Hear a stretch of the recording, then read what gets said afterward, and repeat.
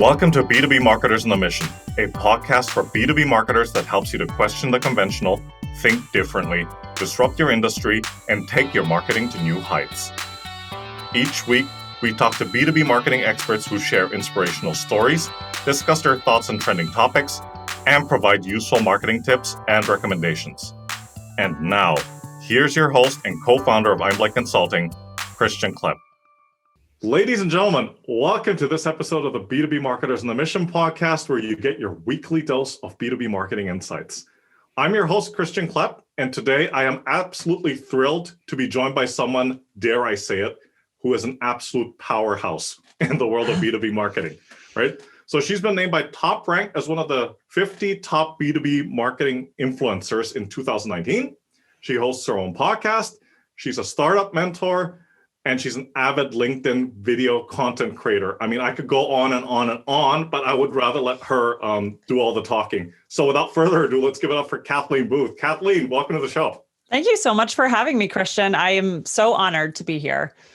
It's really great to have you on the show, Kathleen, and I'm really glad that we connected. And let's get this conversation started because, to be honest, Kathleen, you are an expert in a field that I would dare say has gotten a little bit more airtime now than it has in the past, right? So, and that topic is on what's called digital engagement security. So, just for the benefit of the audience, could you talk to us about what that is exactly? Sure. So, it's a relatively new term, but I think it's so timely in the world we live in today, particularly given the events that have happened in the last year with COVID. So it's all about recognizing that businesses are increasingly engaging with their customers, their audiences, their users, their prospects online in a digital environment. And protecting those engagements is paramount to the brand itself, to the company's revenue, to the user experience. It sort of has replaced what used to be somebody walking into your office building and having a meeting with you, right? You had a secure, nice office building. It was a good user experience, comfortable lobby furniture. Nobody felt unsafe there, and they could come and have a really positive experience with you as a company. And that's really what we're all about. Any business, it doesn't matter who you are. We're all about selling trust. And if we can sell trust, then if we have a great product, it will sell itself. And so security is the number one factor that needs to be in place in order to establish trust. So that's what digital engagement security is all about. It's about protecting our engagements online. That's absolutely right. And I mean, you alluded to it in the past couple of minutes, but a lot of things, businesses have migrated online. There's many companies, and you hear about them quite often that, they're 100% remote, they're 100% all online. They don't have a physical office space. A lot of these transactions that they're conducting are conducted or done online rather. And I think now is probably not the time to be complacent about things like security online, right? Yeah. I mean, like I said, in the last year specifically, I've seen data that says that the move to e-commerce, for example, has sped up by 10 years because of the pandemic. Like brick and mortar companies that had no plans to sell online just were forced to do it. Restaurants that had to figure out ways of letting customers place orders online. Even B2B businesses that used to rely on trade shows and sales team members traveling the country and going for in-person meetings. We've all had to figure out a different way, and it's all shifted to digital. And so, this doesn't discriminate by industry or geography. The whole world had to do this all at once. And so we're thrust into a new paradigm where, I think there are risks present that we need to account for, but there is also tremendous opportunity if we're able to navigate it well. Absolutely. And, ponder me this, what are some of the things, because you've been in this field for a bit, and you've been talking to customers, in the market. What are some of these common objections, or I could call them pushbacks too? What are some of the pushbacks that you've seen with regards to digital engagement security? I mean, people saying Kathleen, thanks, but we don't really need that. I don't think anybody necessarily pushes back against the concept that we should have safe engagements with our customers, users, and prospects. I think what it is that historically, the person within the organization that has owned the digital engagement experience has been the marketing leader, right? We've typically, and I'm a marketing leader, we've typically owned the website. We've owned the social media platforms. We've owned email. All of that is something that has fallen under our purview. But as marketing leaders, we were never taught anything about security. And in fact, typically within our organizations, we're told that that's not our concern. We generally have an IT person on staff who handles cybersecurity, or we outsource it to some sort of managed security services provider. And the word cybersecurity in and of itself, I think, is something that marketers hear and they think, that has nothing to do with me, right? That's not my job. And what's happened is that it sort of has become our job, because there's a lot of data out there now that shows that the marketing leaders within companies, in many cases, have much bigger IT budgets than the IT leader does. And so we hold a lot of investment in tech stack in our hands. And yet we have not been trained on any of this, nor is it in our job description. And so we've arrived at this point in time when we own it, whether we like it or not, because so much of the vulnerability that our organizations face has to do with things like the website and with things like how social media is used.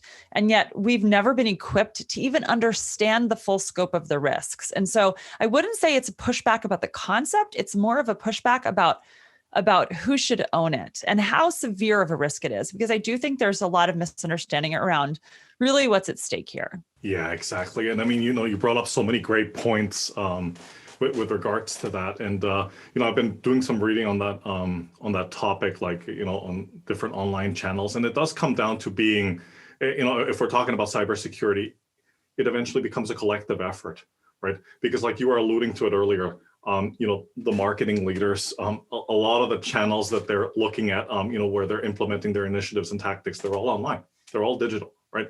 Websites, social media, and so forth. So it becomes, it doesn't just become something like, okay, cybersecurity is one department's responsibility.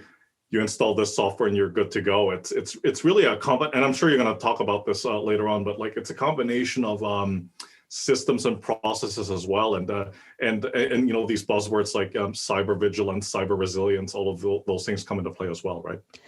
True. No, but here's the thing I would say, and there's a reason we call it digital engagement security and not cybersecurity, because when we start to use a lot of those cyber buzzwords, I think that's when marketers freeze up and their guard goes up, because I'm going to say we, not they, because I'm one of them. We don't understand it. It's scary to us. I think in many cases, we don't want to learn about it because it seems like too much work, right?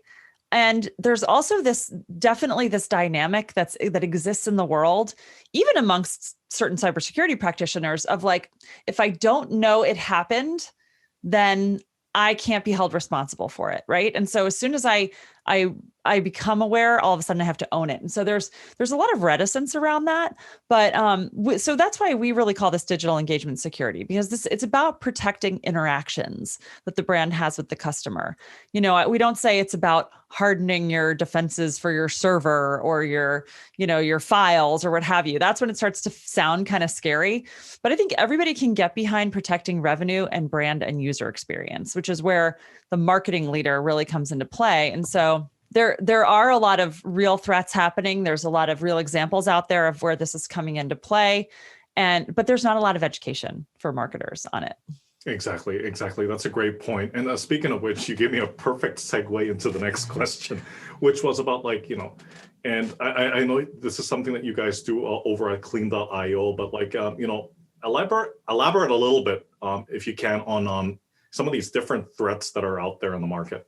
Sure. So, I mean, there's literally, millions and counting, because as we sit here, I'm sure there's somebody out there inventing a new way to compromise, whether it's a website or something else. And so it's ever evolving. But I think we can kind of, when it comes to digital engagement security specifically, I would categorize a few different areas.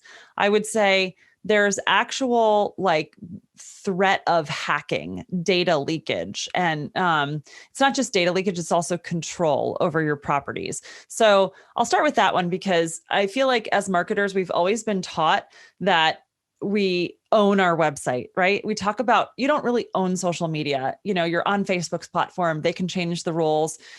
But we always say we own the website. And I wish I could say that were true, but it's not. Because if you think about the way we build websites today, we own a lot of it. We have a lot of control. If you look at control as a spectrum as opposed to a binary, yes or no, I think that's a little bit more accurate. So we have a lot more control on our website than we do anywhere else. But because of the way the modern internet functions, we deliberately allow a considerable amount of third-party code into our websites. So put differently, think about when you build your site.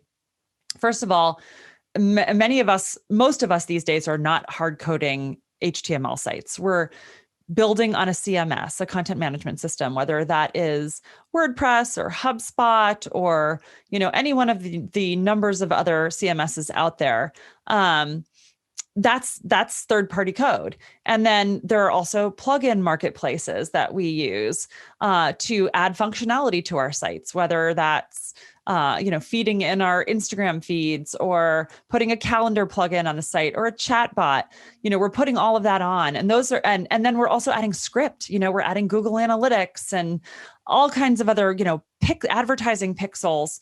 This is all third-party code. And at the heart of digital engagement security, that's really sort of what it's all about when it comes to your website. It's controlling the third-party code that executes on your site. So there's a category of code that we allow in, and that poses some risks because I think most of us probably do some homework before we add code to our sites. And many of these third-party code platforms are very well known and trusted. I mentioned a few things like WordPress and HubSpot and Google Analytics, very trusted.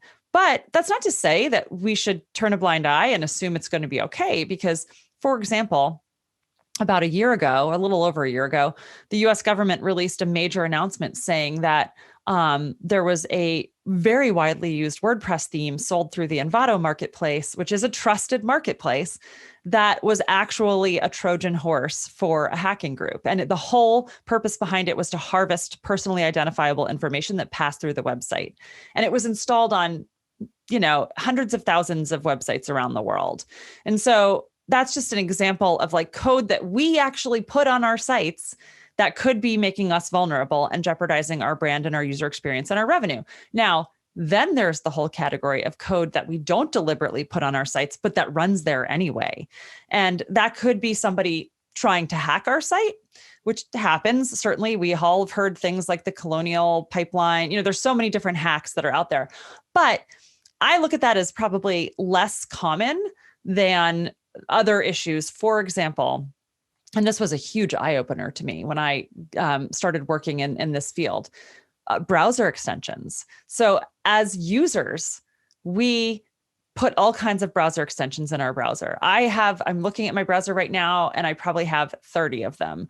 Everything as a marketer, everything from, I use Vidyard's video extension. I use Awesome Screenshot to take pictures of things on my screen. I use color pickers, Built With, the Moz toolbar. There's so many that we use professionally and a ton that we use personally. And so, for example, personally, and this is one that we deal with at our company, is coupon extensions. Honey, Capital One Shopping. Everybody loves a good deal, regardless of what the extension is, whether you're using it for work or personally. What very few people realize is that browser extensions, because they are installed by the user in their browser, they actually have a highly elevated level of permission to operate and run script on the websites that user visits. That's how they function, if you think about it.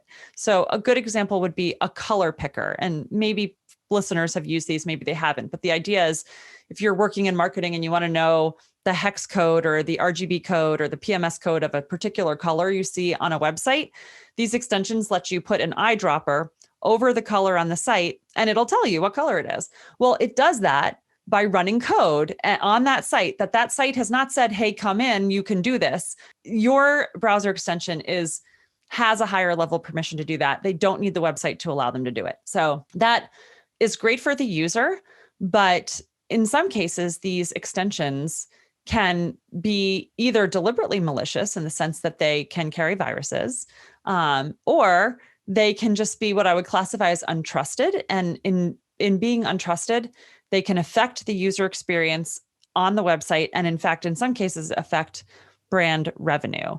And I can give plenty of examples about that, but I'll stop and see if you have any questions. First of all, wow. I mean, that was incredibly interesting and scary at the same time, right? Like, and you probably get that a lot, but like, you know, if I've been hearing you correctly in the past couple of minutes, I mean, there's extensions and there's plugins and so forth that, you know, maybe we assume that they're okay and we inadvertently like just leave the door open to vulnerability, and the other ones, like you said, they run anyway. And sometimes, like, you know, if you look at, I think let's go back to your example about WordPress, right? If you go to the back end of the WordPress website and you see all of these plugins, right? That and for one reason or another, they're recommended that you install them, and then so on and so forth, and then people install them, and then things happen there. But I'm just curious to know, like, and I'll skip forward to the question I was going to ask later on in the conversation. But in your role, you know, in your marketing role at Clean.io, how do you market these kinds of services to the target audience, and how do you make them aware of what it is that you guys do? Yeah, I can start by saying we don't market it as cybersecurity for all the reasons I've already mentioned. Sure. You know, our buyer is generally somebody in a marketing role, or we also have a product that we sell to advertising operations teams. These are not cybersecurity or IT buyers. And so I don't use the word cybersecurity at all. You know, I think security is a less scary word in general. People understand that, but that's why we really focus on what's in it for me, for the audience we do serve. And what's in it for them is making sure that all the hard work they've put in to creating a great user experience does not become jeopardized by third-party code. Also, making sure, you know, every marketer, at least I hope, is held responsible to some degree for generating revenue for the business. And it's about protecting revenue. Like I used the example earlier of coupon extensions. They can operate on an e-commerce website without that site even allowing them in. And there's a really clear example of how third-party code can affect revenue. You know, if you don't want that extension there, you know, until recently, you didn't have the ability to control it, and it would just apply coupons and erode your profit margins. So it's about user experience, it's about revenue, and it's about brand. You know, there are many websites that, going back to the example of coupons, you know, luxury websites or websites that don't want to be seen as discount friendly for whatever reason. They don't want coupons showing up all over their site. It attracts the type of buyer that they're not looking for. And, you know, no judgment, right or wrong. I love a good bargain. I'm not certainly, you know, saying anything's bad about that. But these companies just want to be able to have control over their own business and marketing. And unfortunately, in many cases, third-party code removes that control. And sometimes it's pretty egregious. You know, there are extensions that you can put on your computer that if you go to one website, will pop up and tell you where you can get a better deal on the thing you're about to buy from a different website. So it's the equivalent of you owning a store in the real world and having a customer at your cash register ready to pay you for something, and somebody walking in the front door of your store, walking up to the customer who's about to hand you their credit card and saying, go down the street 3 doors over, you can get that item cheaper. We would never put up with that in the real world. And I don't think we should have to put up with it on our websites. That's a fair point. That's a fair point. And it's always good to bring it back to like a comparison in the offline world if you can, right? So, Kathleen, I'd like to get your thought on this. You know, there's an article I read a while back. It was written by McKinsey, and it elaborated on some of the things that you already touched on. So the topic was on building security into the customer experience. So it talks about why it's paramount for companies to secure digital channels against malicious attackers without creating a negative experience for customers, which is always a fine balance, right? The article goes on to say, like, based on the research that they conducted, right, that they identified 5 steps that will help to create this so-called best-in-class secure customer journey. So I'm just going to read through them. Point number 1 is compose personas and design appropriate customer journeys. That almost sounds like a given, but yeah, I was going to say, I hope every marketer is doing that already. Check, right? Point number 2 gets a little bit technical here. So select and apply customer identity and access management, or CIAM, controls for prioritized journeys. Point number 3 is strike a balance, or a reasonable balance, between security and the customer experience. So like not going too extreme. Point number 4 is integrate design principles within the broader architecture. Again, another one I would assume, yes, you should take that into consideration. And point number 5, which I think is pretty important too, using robust governance mechanisms, right, to support and secure that customer journey. So what are your thoughts on the above, and what would you add? I think I agree with all of it. Interestingly, point number 2 about, I think it's CIEM, which is that what they're saying, you should have this customer identity, or CIAM, access management, I believe it was. Really, that's a particular solution that they're promoting through this piece of content. And I think it's one piece of the broader landscape of digital engagement security. And so you could substitute that out for, a protection against bots and extensions on your site. You could substitute it as, a firewall for your website, if you will, or, there's so many different things you could kind of plug into that point number 2, which is more about tools than it is about kind of the overall approach.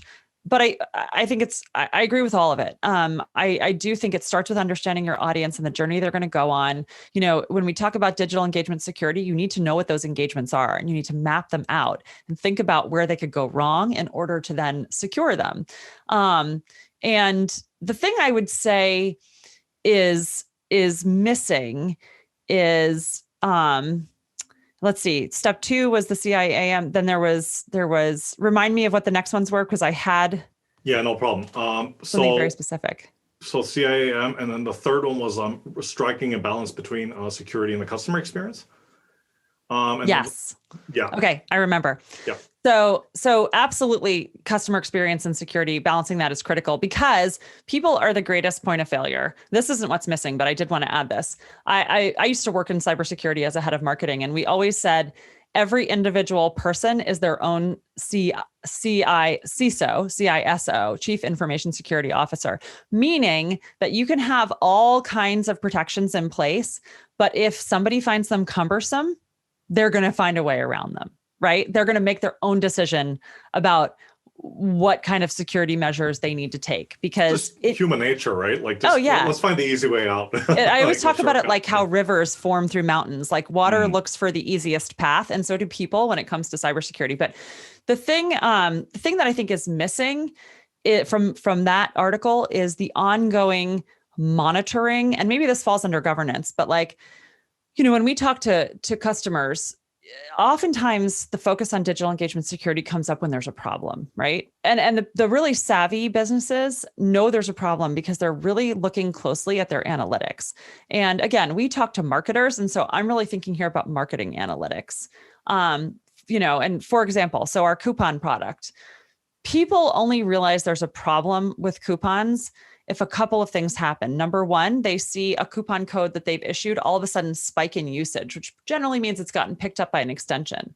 And then number 2, if they understand financially the impact that that's having on their business, and if they also understand how to measure marketing attribution, because there are some misunderstandings about, well, I think coupon codes are good for me, coupon extensions are good for me. And in some cases they are, but you really have to understand the multi-touch customer journey and what role extensions play in that in order to truly appreciate whether they're going to help or hurt you. And so having an analytical mindset, keeping a continuous eye on your analytics, and being able to spot those triggers is really important, because even if you haven't put any digital engagement security in place, that will tell you when you have a problem. Hopefully you're not waiting until the problem happens to do it. But even once you have a lot of these measures in place, as I said in the very, very beginning, the number of threats, the nature of threats, it's constantly evolving. And so you need to watch closely at every step in the journey and look for anomalies. That's a really good way of putting it, like looking for anomalies as, this is an ongoing threat, or as I said in the previous interview, it's a clear and present danger, right? Yeah. And it's not something that's going to go away anytime soon. And you're probably right that monitoring might fall under governance, but governance is not just monitoring, right? Like it's enforcing, it's educating, it's implementing. So it's a combination of factors. And it's really important. I mean, I don't think I can underscore enough a few of the things you just said. Sure. I think I already said once, people are the greatest point of vulnerability. Like we can have the best policies in the world. We can purchase the best software tools to protect our companies. But at the end of the day, it's human behavior that is the thing that will put us at the most risk. And so it starts with education and training for everybody in the company. And a lot of companies are starting to do this now, basic cybersecurity training. But, if I had a prediction to make about something that's going to happen in the next few years, I actually think we're going to really see more specialized providers crop up to train marketers in particular, because there are some really different things that we have to deal with, not just our websites. I mean, I haven't even touched on it. It could be a whole different podcast, but something called social engineering, which is, the story of when I was head of marketing and I posted a picture of our CEO at a trade show in Atlanta, sitting at the booth, as we always do as marketers. And I tagged him on LinkedIn. And within 15 minutes, the newest employee at our company got an email, supposedly from the CEO, asking him to buy gift cards and sending them to him. And the email said, "I'm in Atlanta. I'm at a trade show. I need you to do this." Well, how did that happen? That happened because I posted online his location, his name, the name of the trade show. All somebody had to do was go into our LinkedIn company profile and see who the person was that most recently joined the company. And that's the easiest person to target, right? They haven't even been trained yet. And so that's a whole nother area, but like training, that's something that's heavily influenced by marketing. We tend to be the ones that broadcast this information out into the world. And it's not to say we shouldn't do it. I'm not suggesting we stop posting things like this, but I think we have to understand when we do something like this, what possibilities do we open up for someone who would want to take advantage of our brand? And then what is our responsibility, internally to protect against that? So do we need to send something out saying never buy a gift card for the CEO unless you talk to him on the phone, or, whatever it is. But having that training for both the marketing team and the broader company at large, I think is really important. Absolutely. And wow. I mean, that story in itself, that just drives the point home, right? Like that's how fast all of this stuff can happen, right? And if you're not careful, that person would have gone and bought those gift cards. Right. Well, he did. Oh, he did. And he lost a lot of money. And the thing is, jeepers. That example I love because the malicious actor, the bad actor, didn't even have to really be that skilled to pull that one off, right? Right. You don't need to know how to code and be a hacker. All you had to do was pay attention to LinkedIn and send an email that looked kind of like an email from somebody in the company. Pretty easy. Yeah. I don't really have a comeback for that one, but sometimes you just learn the hard way, right? Like I'm sure it's a mistake that the person who fell for will never fall for a second time. No, absolutely not. Absolutely not. Kathleen, I promise you we're not going to talk about the pandemic. All right. But I do want to ask you, and you've talked about it a little bit. Just looking back at the landscape in your specific area of expertise, what are some of the changes that you've seen as a result of what's been going on and everybody starting to work more and more online? Like, what are some of the changes that you've witnessed within the space? It's been really fascinating. And I gave some examples of at our company how we help e-commerce brands protect against coupon extensions. Well, the other side of our business, which we started in 2017, is we help very large online publishers prevent something called malvertising, which is malicious ads. So you go on to a website, for example, one of our clients is the Boston Globe. And what you don't want to do as a user is click an ad and have a big redirect pop up, or where you're taken to like a sweepstakes pop up that you can't get out of, or you don't want to be taken to a landing page that's trying to enroll you in a Bitcoin scam. This is all terrible user experience, and it also actually hurts the revenue of the publisher. And I won't go into why, but what I was going to say, my observation about sort of what's happened with the pandemic is anytime you have big change like we've seen in the last year, it presents an entirely new risk surface. And what I mean by that is, for example, with malvertising, all of a sudden you had whole industries, travel, hospitality, that really took a hit, right? Especially at the beginning of the pandemic. And a lot of them pulled back dramatically on their advertising, for example. Hotels weren't advertising as much because they were shut down. And they knew that the advertising wasn't going to pay off for them. And so that void, that big change, what it did was it lowered the CPMs, which is the cost essentially to advertise in those verticals. And that's when malvertisers step in, for example, because malvertisers are just basically sophisticated performance marketers who are using programmatic advertising for bad ends, essentially. And so they're opportunistic. They're looking for an inexpensive way to get in the door and to see big results. And so that kind of a big change, it opened up a new, what in cybersecurity, what's called an attack surface for malvertisers to come into. And we did see that because we track in our platform data about attacks, and we saw malvertising attack levels spike pretty heavily last spring when the world shut down in certain verticals. In others, it didn't happen because like lifestyle and home things, like home decor, that there was still a ton of advertising for that because people were stuck in their houses looking at all the, the stuff they didn't like and buying new stuff. And so it was fascinating to watch the trends of where these risks popped up. And it was where there was like a vacuum. And I think the same thing happens, in e-commerce, in any other area.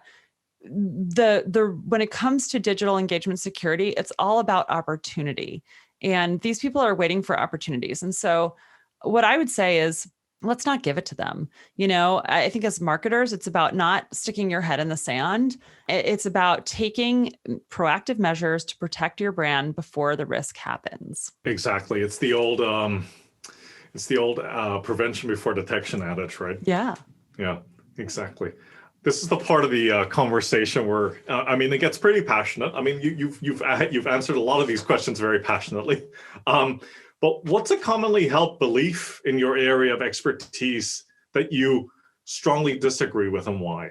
Well, I probably have sort of already answered this, but I want to call it out more directly. Sure. And it is that marketers don't need to have an understanding of or educate themselves about cybersecurity.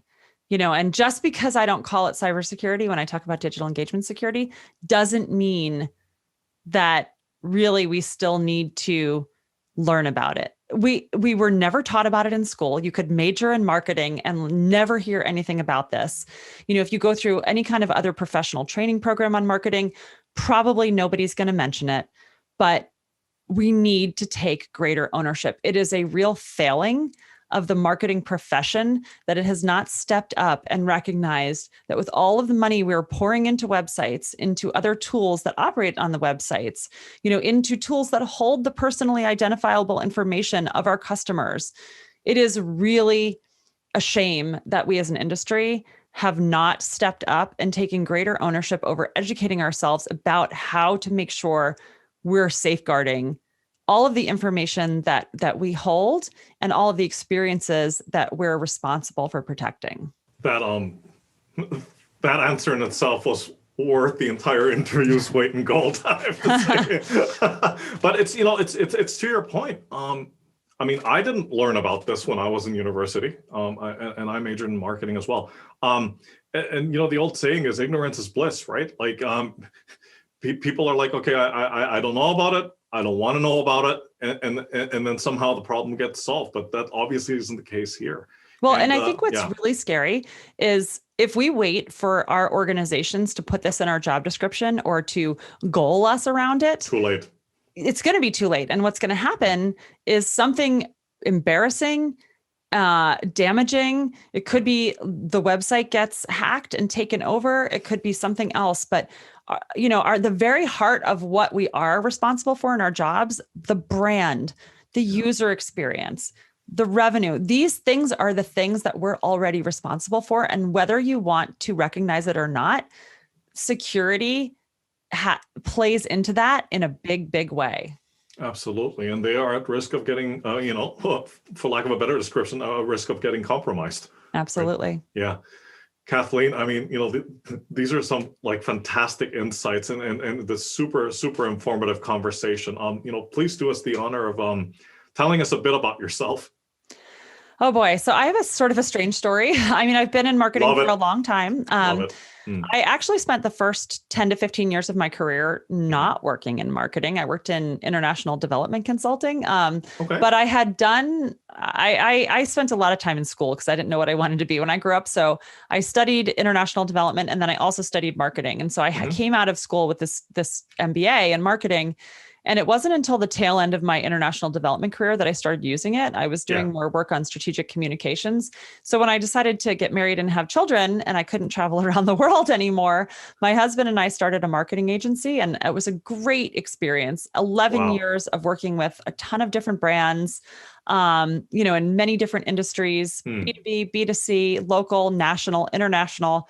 I loved it. But there did come a time where it made sense for a variety of reasons for me to exit that. And so we sold that company to a friendly competitor. And Mhm. since then, I've been in a variety of basically VP of marketing roles in house. Most recently at a series of B2B technology companies. I love technology.